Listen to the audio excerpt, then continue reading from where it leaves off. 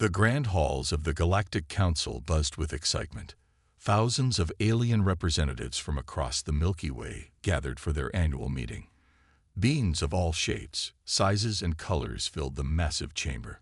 Some had tentacles, others had multiple eyes, and a few even floated in the air. At the center of it all stood ZAC-7, the Council's leader. His purple skin shimmered under the bright lights as he called for order. "Silence, please. We have an important matter to discuss." The room fell quiet. All eyes turned to ZAC-7. "As you know, we've been observing a primitive planet called Earth for centuries," ZAC-7 began.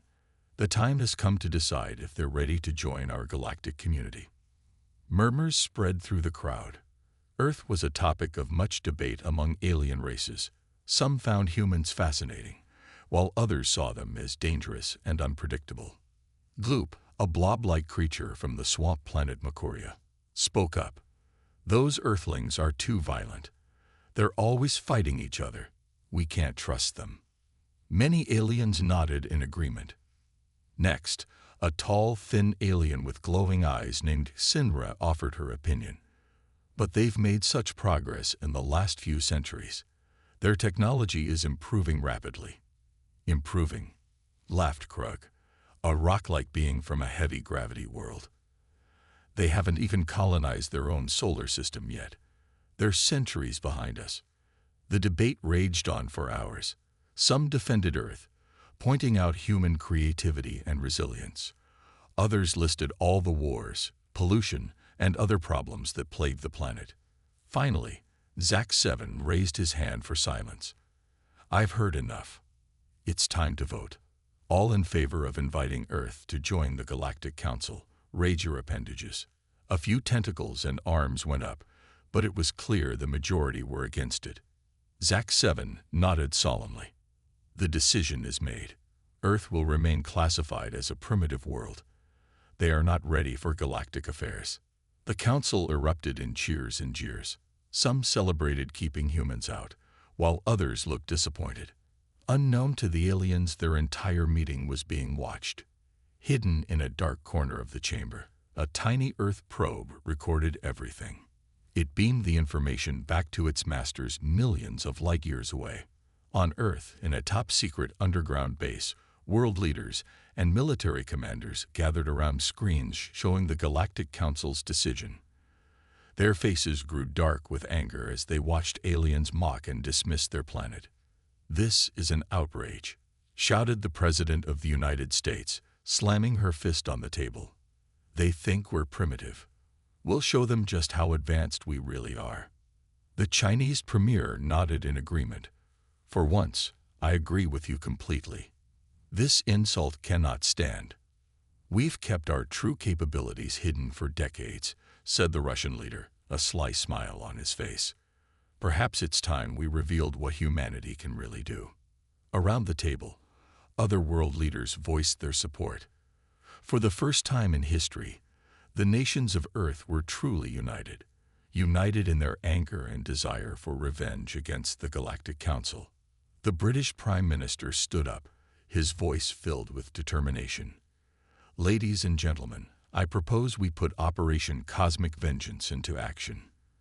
It's time to show the galaxy that humanity is not to be underestimated." A cheer went up from the assembled leaders. Phones were grabbed, orders were given, and all around the world, hidden facilities sprang into action. In secret bases under the ocean, deep in mountain ranges, and hidden in plain sight, advanced ships and weapons beyond anything the public knew about were prepared for war.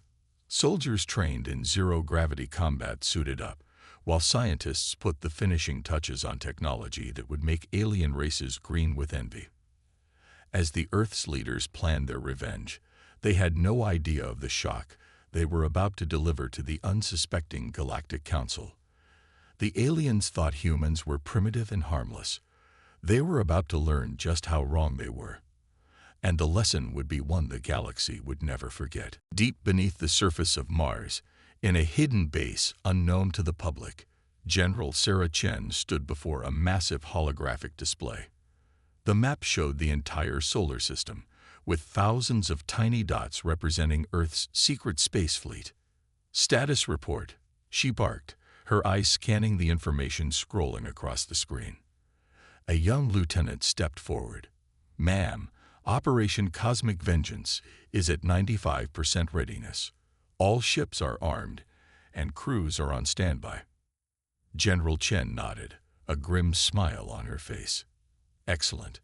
Those aliens won't know what hit them." For decades, Earth had been preparing in secret. While the public thought space exploration was limited to a few probes and the International Space Station, the truth was far different. Hidden from both alien and human eyes, Earth had built a military force that could rival any in the galaxy. In underground factories stretching for miles, advanced warships were constructed using technology reverse-engineered from crashed alien crafts. Scientists worked around the clock to improve weapons, shields, and faster-than-light drives. Meanwhile, in secret training facilities, soldiers learned to fight in zero gravity and operate exotic alien weaponry. They practiced battle scenarios against holographic alien opponents, preparing for the day they would face the real thing. At the same time, on the far side of the moon, Dr. Akira Tanaka put the finishing touches on humanity's secret weapon. The device, no larger than a basketball, hummed with power as it floated in a containment field. "Is it ready?" asked the lab's eye assistant. Dr. Tanaka nodded, his eyes gleaming with pride. "Yes, RIA. The quantum disruptor is complete. With this, we can disable any alien technology instantly." Back on Earth, in the White House Situation Room, world leaders gathered once again. The mood was tense but excited as they reviewed the final preparations for their revenge. "All parts of the plan are in place," said the U.S. President. "Our fleet is ready, our soldiers are trained, and our secret weapon is operational." The Russian president leaned forward, his eyes gleaming. "And the aliens suspect nothing." "Absolutely nothing," replied the head of Earth's intelligence agency. "Our stealth technology has kept all our activities hidden. They still think we're just a bunch of primitives arguing over borders." Laughter filled the room. The idea that the mighty Galactic Council had so badly underestimated Earth was both insulting and amusing. The Chinese premier stood up, raising a glass. "To Operation Cosmic Vengeance. May we teach the galaxy a lesson it will never forget." As the leaders toasted their imminent victory, activity in Earth's hidden bases reached a fever pitch. Soldiers said goodbye to their families, not knowing when they'd return. Engineers ran final checks on the massive warships. And in labs around the world, scientists prepared to unveil technologies that would shock even the most advanced alien races. In orbit around Jupiter, Earth's massive fleet gathered, hidden from prying eyes by the gas giant's powerful magnetic field.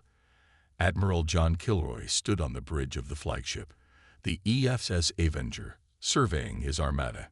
Thousands of ships, from nimble fighters to massive dreadnoughts, floated in perfect formation. Each was a masterpiece of human engineering, combining Earth's ingenuity with reverse-engineered alien tech.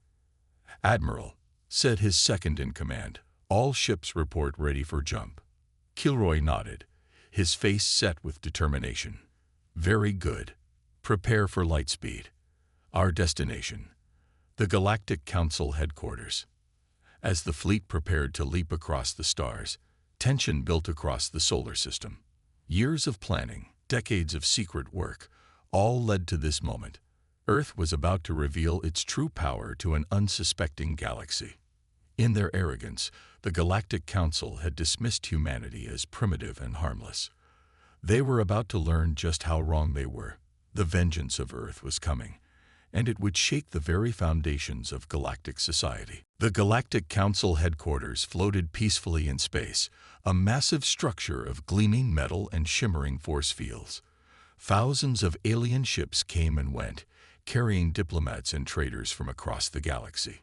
Inside the grand meeting hall, Zach 7 was leading another boring debate. "And now we will discuss the proper etiquette for greeting Zorblaxian royalty," he droned. Suddenly, alarms blared throughout the station. Red lights flashed, and panic spread among the aliens. "We're under attack," shouted a tentacled security officer, his eyes wide with fear. Zack-7 couldn't believe it. Impossible. Who would dare attack the Galactic Council? Outside, space itself seemed to tear open. Thousands of ships appeared out of nowhere, their engines glowing with power. At the head of the fleet was the massive HFY Avenger, its weapons already charging. Admiral Kilroy stood on the bridge, a grim smile on his face. "Send the message," he ordered. On every screen and communication device across the Galactic Council station, a single message appeared. "Greetings from Earth. We're here to discuss our membership application." Chaos erupted in the council chambers. Aliens ran in all directions, screaming in 100 different languages. Some tried to reach their ships, while others hid under tables. "It's the humans," cried Gloop, the blob-like alien. "But how? They're supposed to be primitive." Sinra, the alien who had defended Earth earlier, laughed bitterly. "It seems we severely underestimated them." Outside, the battle began. Earth's ships moved with incredible speed and precision, easily dodging the clumsy attacks of the surprised alien defenders. Human fighters zipped between larger ships, their advanced weapons cutting through alien shields like they were paper. On the HFY Avenger, Admiral Kilroy watched the battle unfold. "Deploy the quantum disruptor," he commanded. In the ship's launch bay, Dr. Tanaka activated his invention. The small device shot out into space, heading straight for the council headquarters. As it neared the station, the quantum disruptor began to glow. Suddenly, every piece of alien technology in the area simply shut down. Ships drifted helplessly, weapons fell silent, and even the station's artificial gravity failed. Inside the council chamber, aliens floated in zero gravity, bumping into each other in confusion. Zack-7 tried to restore order, but without his hover platform, he just spun uselessly in the air. "What's happening?" he cried. "How are they doing this?" The answer came in the form of Earth's elite space marines. They burst into the chamber, their advanced suits allowing them to move easily in zero gravity. The aliens, used to relying on technology, were helpless against the well-trained humans. In minutes, the entire Galactic Council was captured. The humans had won without firing a single shot inside the station. Admiral Kilroy entered the chamber, flanked by his officers. He looked around at the floating, confused aliens and smiled. "I believe we have some things to discuss," he said calmly. Zack-7, still spinning slowly in the air, could only nod in shock. Back on Earth, the world's leaders watched the events unfold on their screens. Cheers erupted in every command center as news of the victory spread. The U.S. President turned to her advisors, a proud smile on her face. Phase 1 of Operation Cosmic Vengeance is complete. Now, let's show the galaxy what humanity can really do. As the human fleet secured the Galactic Council headquarters, news of the attack spread across the stars. Alien races everywhere watched in disbelief as footage of Earth's victory was broadcast on every channel. The galaxy had changed forever. Humanity, long dismissed as primitive and harmless, had revealed itself as a force to be reckoned with. And this was just the beginning of Earth's plan to reshape the galactic order. In the captured council chamber, Admiral Kilroy began to lay out humanity's demands. The shocked aliens, still floating helplessly, had no choice but to listen. The age of human dominance in the galaxy had begun. In the days following the capture of the Galactic Council headquarters, Earth's forces moved swiftly to secure their newfound power. Admiral Kilroy, now acting as humanity's representative, called a meeting of all major alien races. The Grand Council chamber, once a place of alien dominance, now served as the stage for Earth's triumph. Holographic screens showed leaders from across the galaxy, their faces a mix of fear, anger, and curiosity. Admiral Kilroy stood tall, his voice firm, as he addressed the gathering. "Greetings, citizens of the galaxy. You know why we're here. Earth is claiming its rightful place among the stars. Murmurs rippled through the alien delegates. A reptilian creature named Slith hissed, "You can't just barge in and take over. There are rules, protocols." Kilroy smiled. "Ah, but we can. Your rules didn't include us, remember? So we're making new ones." As the Admiral spoke, Earth's fleets were already on the move. Using tactics no alien race had ever seen before, human ships appeared and disappeared across the galaxy, striking key targets with surgical precision. On the desert planet Sarax, home to a race of warriors who had long mocked Earth, a human strike team appeared out of nowhere. Led by Colonel Maria Vasquez, they infiltrated the planet's defenses using stealth technology that made them invisible to alien sensors. "Remember," Vasquez told her team, "we're not here to conquer. Just show them what we can do." In less than an hour, the humans had disabled the planet's entire defense grid without firing a single lethal shot. The Exaraxian leaders, famous for their bravery, surrendered immediately. Meanwhile, in the Andromeda galaxy, Earth's diplomats were hard at work. They met with races that had been oppressed by the old Galactic Council, offering alliances and trade deals. Ambassador Chen Lai stood before the leaders of the peaceful Luminarians, beings of pure energy. "We come offering friendship," she said, her words translated by advanced AI. "Earth knows what it's like to be underestimated. Together, we can build a better galaxy." The Luminarians, impressed by Earth's technology and approach, agreed to an alliance on the spot. Back at the captured Council headquarters, alien leaders watched in disbelief as reports came in from across the universe. Everywhere, Earth's forces were moving with incredible speed and efficiency. "How are they doing this?" demanded Zack 7, the former Council leader. "It's impossible to coordinate on such a scale." Admiral Kilroy grinned. "That's the beauty of human unpredictability. We don't just think outside the box. We destroy the box and build something new." He gestured to a holographic display showing Earth's victories across the stars. "Our soldiers train in thousands of scenarios. Our AI can predict and counter any tactic you've ever used. And our leaders, they think in ways your rigid hierarchies never could." As if to prove his point, news arrived of another human victory. This time, it was a space station that controlled trade routes across 3 galaxies.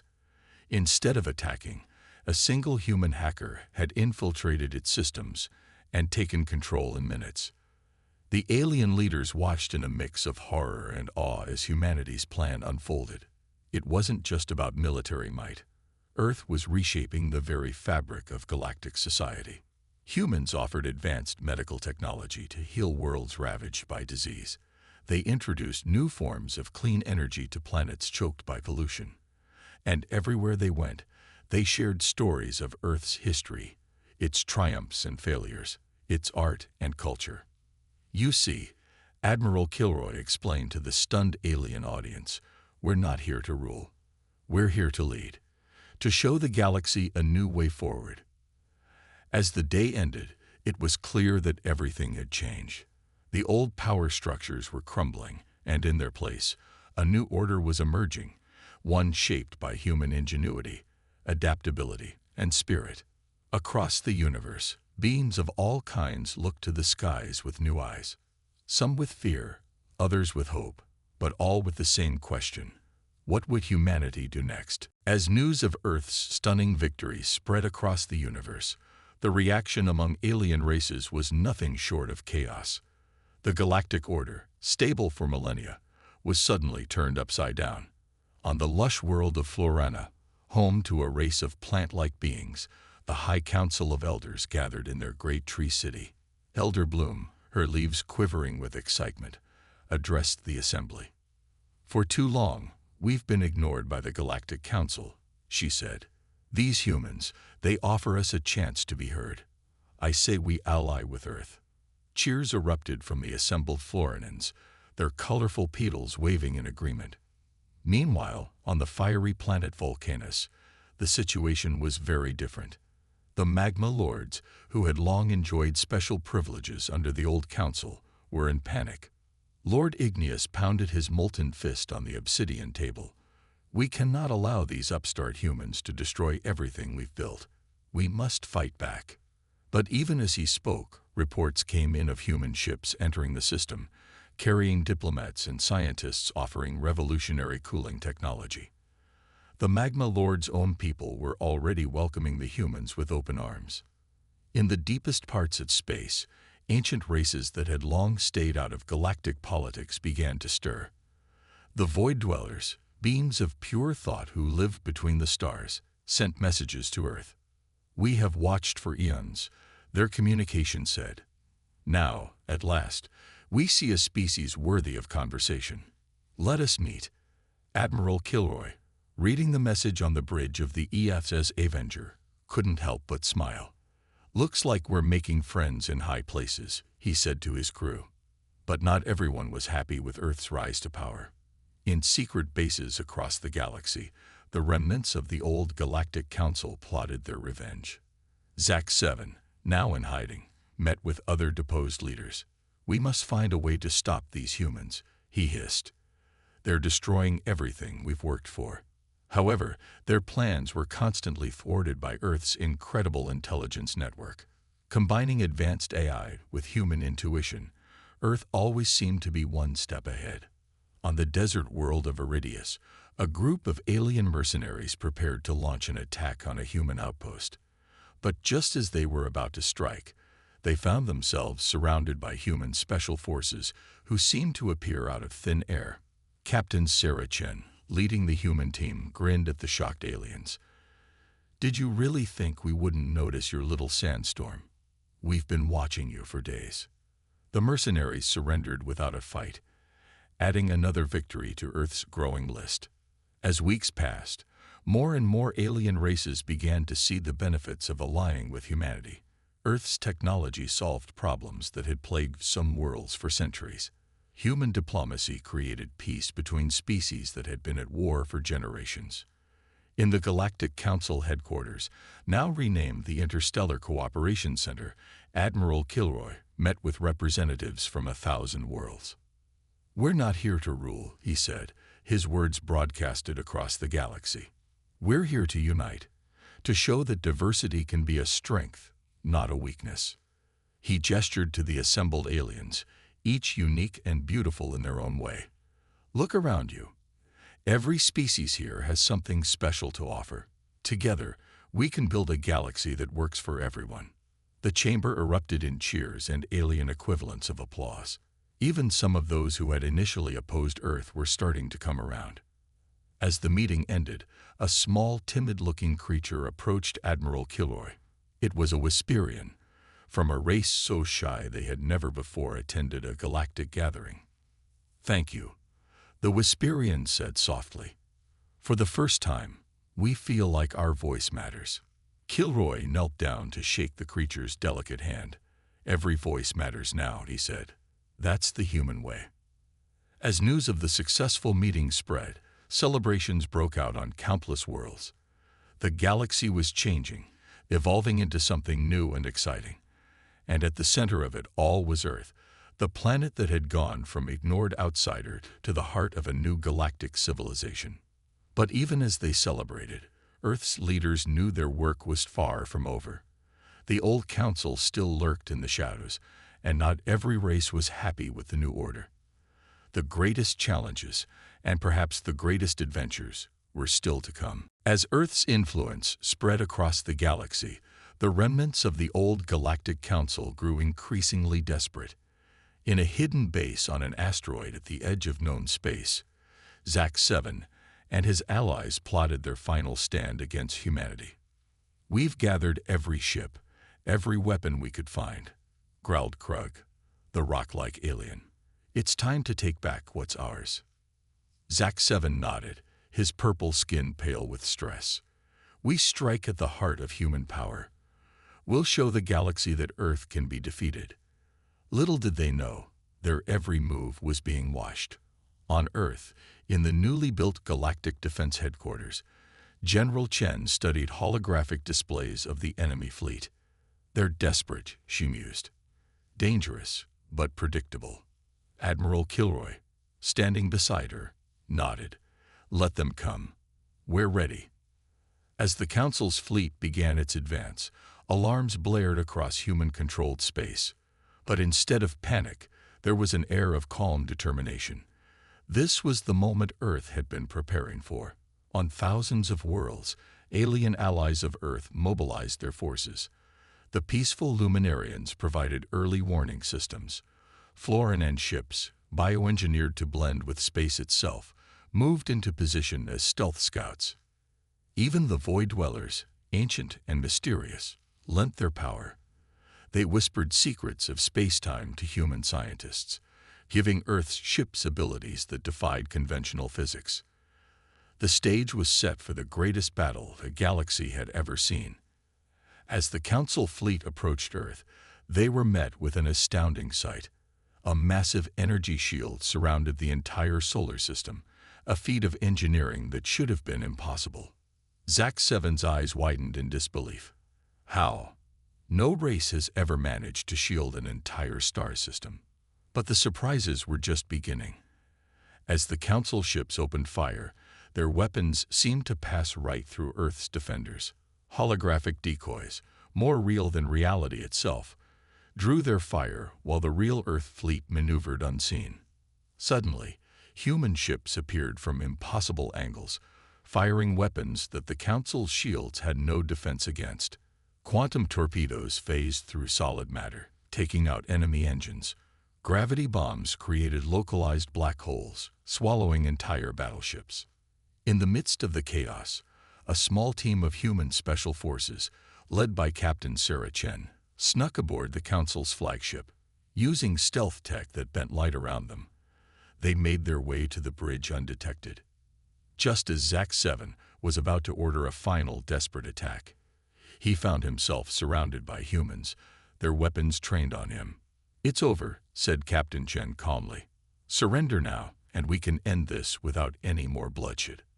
For a moment, it seemed like Zack-7 might resist. But then, looking at the determined faces of the humans and the utter defeat of his fleet on the view screens, he slumped in his chair. "We surrender," he said, his voice barely a whisper. As word of the Council's defeat spread, the remaining pockets of resistance across the galaxy began to crumble. The last vestiges of the old order were swept away, and a new age truly began. Back on Earth, crowds gathered in every city, watching the news on giant screens. Cheers erupted as Admiral Kilroy announced the victory. "Today, we have secured our place in the galaxy," he said, his voice broadcast to every world, human and alien alike. "But this victory isn't just for Earth. It's for every race that was ever underestimated, every voice that went unheard under the old Council." He paused, looking directly into the camera. "Now the real work begins. Together, we'll build a galaxy of peace, progress, and unlimited potential. A galaxy where every being, no matter their form, has a chance to reach for the stars." As his words echoed across space, countless beings looked to the skies with new hope. The age of human leadership had begun, promising a future brighter than any sun in the cosmos. But even in this moment of triumph, Earth's leaders knew that the greatest challenges lay ahead. For in the vast expanse of the universe, there were always new frontiers, new dangers, and new adventures waiting to unfold. 5 years had passed since Earth's decisive victory over the old Galactic Council. The universe had changed in ways no one could have imagined. At the center of it all stood the gleaming new Galactic Unity Tower on Earth, a structure that reached beyond the atmosphere, a symbol of humanity's new role in the cosmos. Inside the tower's grand meeting hall, representatives from thousands of worlds gathered for the 5th anniversary of the Galactic Alliance. The room buzzed with a cacophony of languages, translated seamlessly by advanced AI systems. Admiral Kilroy, now Supreme Coordinator of the Alliance, stepped up to the podium. Though older now, his eyes still shone with the same determination that had led Earth to victory. "Friends, allies, fellow citizens of the galaxy," he began, his voice carrying to every corner of the vast chamber. "5 years ago, we made a promise to create a better universe for all. Today, we celebrate how far we've come. Holographic displays lit up around the room, showing images from across the galaxy. On the desert world of Iridius, lush forests now grew thanks to Earth's terraforming technology. The once warlike Phyrexians had become peacekeepers, their warrior skills now used to protect vulnerable species. Even former enemies had found a place in the new order. Zack 7, once leader of the Old Council, now worked tirelessly as a diplomat, bridging gaps between cultures that had been enemies for millennia. But our work is far from over, Kilroy continued. Each day brings new challenges, new frontiers to explore. As if on cue, an aide rushed to the podium, whispering urgently in Kilroy's ear. The Admiral's eyes widened. Then a smile spread across his face. "Speaking of new frontiers," he said, "I've just received word that our deep space explorers have made first contact with a civilization in the Andromeda galaxy." The hall erupted in excited chatter. Contact with another galaxy had long been a dream of many species. Now, thanks to humanity's leadership and the combined efforts of the Alliance, it was a reality. Dr. Akira Tanaka, the inventor of the quantum disruptor, now stood up. "If I may, Admiral," he said, his voice quivering with excitement, "our new quantum entanglement communication system is ready. We can establish real-time communication with Andromeda immediately." Kilroy nodded, and within moments, a new hologram appeared in the center of the hall. The image showed a being unlike any the Alliance had encountered before. A swirling mass of energy in vaguely humanoid shape. "Greetings, people of the Milky Way," the being said, its voice resonating strangely. "We are the Ethereals of Andromeda. We have long watched your galaxy from afar. Your recent unity has not gone unnoticed." As the Ethereal spoke, a wave of awe swept through the hall. This was a moment that would be remembered for eons to come. Kilroy stepped forward, his voice steady. "On behalf of the Galactic Alliance, we welcome you, Ethereals. We look forward to learning from each other and expanding the boundaries of our knowledge together." The Ethereal seemed to pulse with approval. "We sense great potential in your alliance, particularly in the species you call human. Your adaptability, your drive to explore and understand. These are traits we value highly." As the historic conversation continued, beings throughout the hall turned to the human representatives with newfound respect and admiration. Earth, once dismissed as a primitive backwater, was now at the forefront of galactic exploration and diplomacy. Later that evening, as celebrations rocked every world in the Alliance, Admiral Kilroy stood at the top of the Unity Tower, looking out at the stars. Beside him stood General Chen and Dr. Tanaka, the three of them reminiscing about how far they'd come. "You know," said Chen, a hint of wonder in her voice, "when we started this, I thought we were just teaching the galaxy a lesson. I never imagined we'd end up here." Tanaka nodded. "We've unlocked secrets of the universe that I never dreamed possible. And now, with the Ethereal's knowledge, who knows what we'll discover next?" Kilroy smiled, his gaze fixed on the distant pinpricks of light. "That's always been humanity's greatest strength," he said softly. "We never stop asking, what's next? We never stop pushing forward." As they stood there, leaders of a unified galaxy on the brink of even greater discoveries, they knew one thing for certain: humanity's greatest adventures were still to come. The stars, once so distant and unreachable, were now just the beginning.